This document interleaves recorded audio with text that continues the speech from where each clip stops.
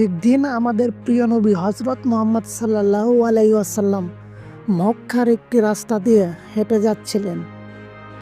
রাস্তার ধারে এক বৃদ্ধা নারী থাকতেন, যিনি ইসলাম সম্পর্কে জানতেন না এবং মুসলমানদেরকে অপছন্দ করতেন।